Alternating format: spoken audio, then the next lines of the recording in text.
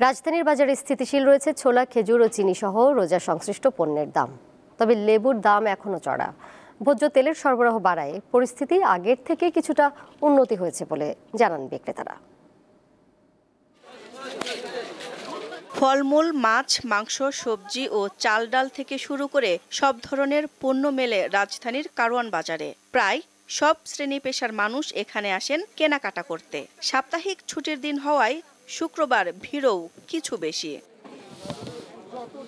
চলতি বছর রমজান শুরুর বেশ আগে থেকেই বাজারে ভোজ্য তেলের সংকট তীব্র আকার ধারণ করে। বর্তমানে বোতলজাত ভোজ্য তেলের সরবরাহ কিছুটা বেড়েছে। তবে বিক্রেতারা অভিযোগ করেন আগে ৫ থেকে ৬টি কোম্পানি তেল দিলেও এখন মাত্র ২ থেকে ৩টি প্রতিষ্ঠান তেল দিচ্ছে। তেলের সরবরাহ আগের থেকে একটু ভালো আছে। এখন ৪টা-৫টা কোম্পানি তেল দিত, এখন ২টা কোম্পানি ৩টা কোম্পানি তেল দিচ্ছে।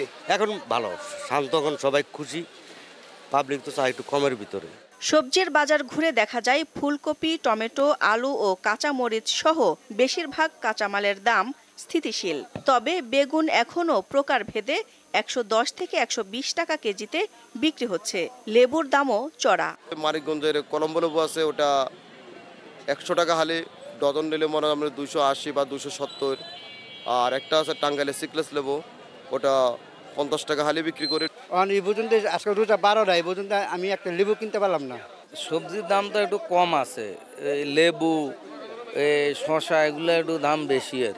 রমজানের আগে গরুর মাংস ৭৫০ টাকা কেজিতে বিক্রি হলেও এখন অন্তত ৩০ টাকা বেশি গুনতে হচ্ছে ক্রেতাকে। খাসির মাংস বিক্রি হচ্ছে ১২৫০ টাকায়।